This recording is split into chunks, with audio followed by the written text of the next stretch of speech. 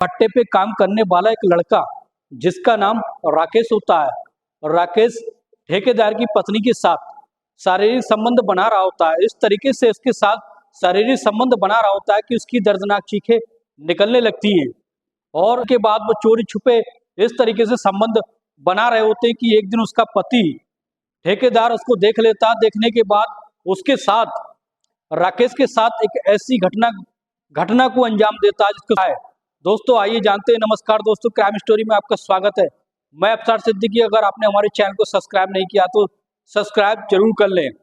दोस्तों उत्तर प्रदेश की रहने वाले एक लड़का जिसका नाम राकेश होता है। राकेश की उम्र लगभग 18 साल होती है और उसके घर में जब वो 10 साल का था उसके माता पिता की देहांत हो गया था और इस तरीके से उसकी देखरेख जो होती है उसके भाई और उसकी भाभी कर रहे होते हैं। लेकिन उसकी भाई और भाभी जो होते हैं उसकी देखरेख करते हैं लेकिन उसके साथ अलग ही बर्ताव करते हैं। उसकी भाभी जो होती है उसके साथ ऐसा बर्ताव करती है कि वो जिसके बाद वो दुखी रहने लगता है।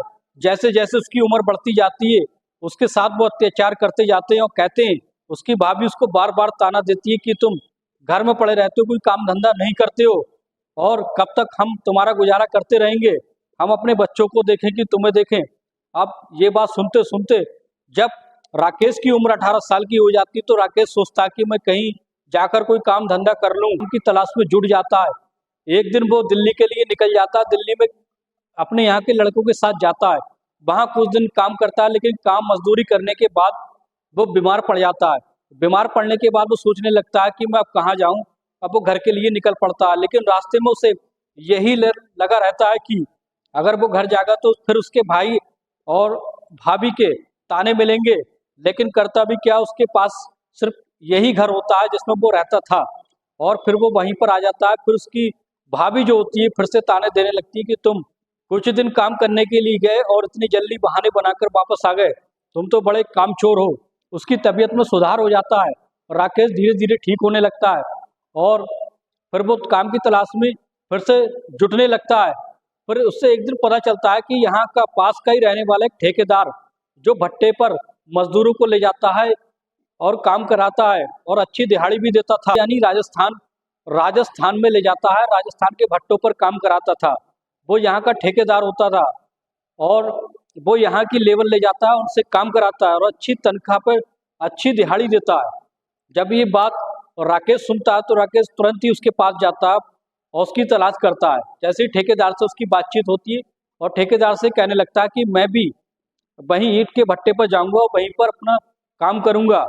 ठेकेदार का नाम चमन लाल होता है।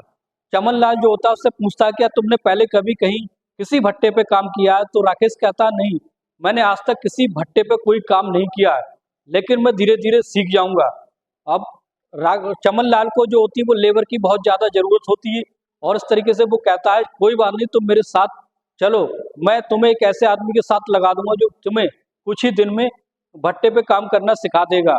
जब चमन लाल कहता है कि तुम्हें पैसे की जरूरत तो नहीं है, क्योंकि ऐसा होता है दोस्तों, जो लेबर के ठेकेदार होते हैं, भट्टे के ठेकेदार होते हैं, वो लेबर को पहले ही एडवांस में पैसे देता है। पैसे इसलिए दिए जाते हैं क्योंकि वो अपना खाना खर्चा कर सकें और जितने चाहे पैसे ले सकते हैं और बाद में वो धीरे धीरे उनसे पैसे काट लेता है। फिर राकेश से वो कहता है कि तुम्हें पैसे की कोई ज़रूरत है? तो राकेश कहता है हाँ, मैंने डॉक्टर से कुछ दवाइयाँ ली थी, जो मैं बीमार हो गया था, उस पर उसका कर्जा मेरे ऊपर हो गया है, लगभग मुझे 2000 दे दो। और इस तरीके से जो चमन लाल होता है उसको 2000 रुपये दे देता है। वो फिर राजस्थान उसे ले जाता है। राजस्थान ले जाने के बाद फिर उसको एक ऐसे आदमी के साथ काम करने के लिए बैठा देता है जो उसको धीरे धीरे सब कुछ सिखाने लगता है। लेकिन 2 से 3 दिन के अंदर राकेश जो होता है वो परफेक्ट हो जाता है, अच्छे से काम करने लगता है। एक दिन दोस्तों वो काम कर रहा होता है, अचानक से एक उसकी ठेकेदार की पत्नी आती है।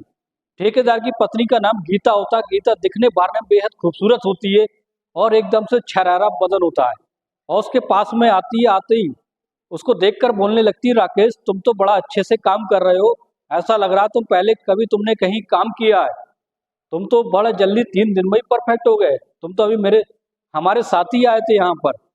तो राकेश कहता है कि नहीं, ऐसी कोई बात नहीं है, जैसे ही इन्होंने मुझे सिखाया मैं धीरे धीरे ये काम सीख गया जो होती है वो राकेश को बहुत ही गहरी नज़रों से देखने लगती है, हवस की नज़रों से देखने लगती है, क्योंकि राकेश जो होता है अभी 18 साल का होता है, देखने बारने में स्मार्ट लड़का होता है और उसको देखकर ठेकेदार की पत्नी के मुंह में पानी आ जाता है। वो सोचती है कि इसके साथ संबंध बनाने के बारे में सोचने लगती है और फिर उससे कुछ देर तक बात करने लगती है। बात करने के बाद वो चली जाती है कि दोस्तों धीरे धीरे राकेश भी उसकी पत्नी को, ठेकेदार की पत्नी गीता को पसंद करने लगा था। अभी राकेश जो था वो अभी जवान था और उसको भी मन होता था कि वो उसके साथ कि वो भी ये संबंध बनाने के बारे में सोचने लगता है। अब एक दिन ऐसा होता है दोस्तों, गीता जो होती है, गीता राकेश से कहने लगती है कि तुम मेरे कमरे पर रात में आओ, वहीं बैठकर हम एक दूसरे से प्यार भरी बातें करेंगे। तो राकेश कहता है कि तुम्हारे तुम्हारे कमरे पे तुम्हारे पति रहते हैं चमन लाल, अगर वो मुझे देखेंगे तो मुझे बहुत डांटेंगे कि रात में तुम मेरे पत्नी के साथ क्या कर रहे हो। तो गीता जो कहती है कि ऐसी कोई बात नहीं, वो उसका मैं प्लान बना लेती हूँ, उसका मैं पहले से इंतजाम कर देती हूँ। फिर वो राकेश को सारी बात समझा देती है। वो कहती है कि मैं मार्केट से नींद की गोलियां लाकर उसको खिला दूंगी, अब वो सो जाएगा, वो बहुत गहरी नींद में सो जाएगा, तब तुम आ जाना, तब अब आकर हम वहीं पर बैठकर बात करेंगे। अब इस तरीके से वो गीता जो होती मार्केट जाती, मार्केट जाने के बाद मेडिकल स्टोर से नींद की गोलियां लेने लगती है। लेकिन मेडिकल स्टोर वाला कहता है क्या तुमने किसी डॉक्टर से कोई पर्चा लिखवाया है नींद की गोलियों के लिए? तो कहता मैं तुम्हें नींद की गोलियां नहीं दे सकता, लेकिन तुम्हें ज़्यादा ही अर्जेंट है तो मैं एक गोली दे देता हूँ, इसके बाद अगर तुम्हें ज़्यादा गोली चाहिए तो तुम्हें डॉक्टर से पर्चा लिखवा कर लाना होगा। तो गीता कहती कोई बात नहीं, आगे से मैं पर्चा लिखवा कर लाऊंगी, और नींद की गोली लेकर आ जाती है। आने के बाद उसको चाय में मिलाकर अपने पति चमन लाल को रात के समय में पिला देती है और कुछ देर के बाद वो उतनी गहरी नींद में सो जाता है। उसके बाद वो इशारा करके राकेश को अपने कमरे में बुला लेती है। बुलाने के बाद राकेश के साथ बातें करती है, कुछ देर के बाद बातें करने के बाद उसके साथ छेड़खानी करने लगती है। अब क्या होता है दोस्तों, राकेश जो होता है वो पहले से इस बात के लिए तैयार होता है और उसके कपड़े को निकालने लगता है और खुद भी निवस्त्र हो जाता है। फिर उसके साथ बारी बारी से 3-4 बार शारीरिक संबंध बनाता है।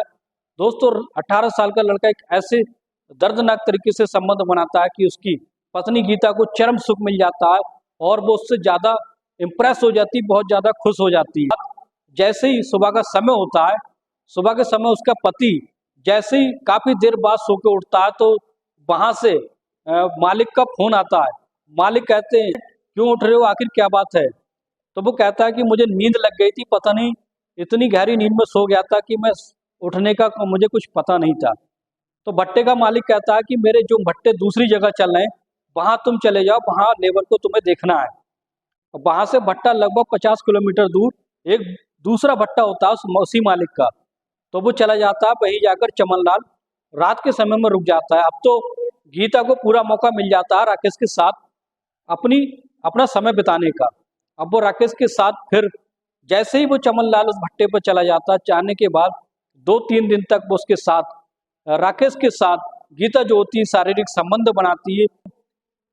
एक दिन ऐसा होता है दोस्तों, गीता जो होती है भट्टे के बाहर टहल रही होती है। टहलने एक दिन उसका गड्ढे में पैर पड़ जाता है, उससे मोच आ जाती है।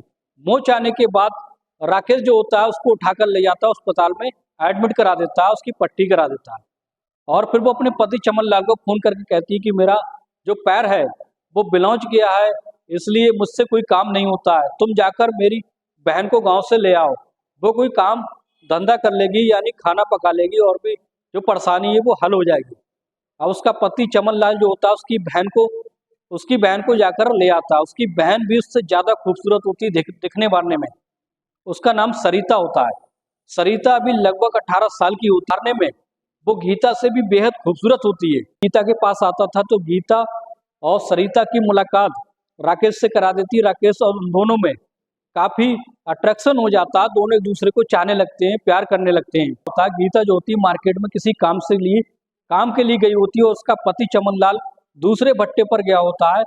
तभी वो राकेश जो होता है वो उसकी गीता की बहन सरिता के साथ शारीरिक संबंध बनाता है। संबंध बनाने के बाद उसके साथ शादी करने का फैसला कर देता है। लेकिन दोस्तों क्या होता है, इस बात की जो भनक होती गीता को नहीं लगी होती है कि गीता सरिता को ये पता चल जाता कि गीता का और राकेश का दोनों का नाजायज संबंध है। और इस तरीके से दोनों में ये एक दूसरे के बारे में पता चल जाता है कि गीता और सरिता दोनों के साथ राकेश संबंध बना चुका है। अब वे खामोश रहती, जब भी उन्हें मौका मिलता गीता और सरिता दोनों बारी बारी से राकेश के साथ संबंध बनाती। वाले को शक हो जाता, शक होने पर वो जैसी कमरे में जाकर देखता है तो राकेश जो होता है गीता के साथ संबंध बना रहा होता है। वो उसकी वीडियो क्लिप निकाल लेता है।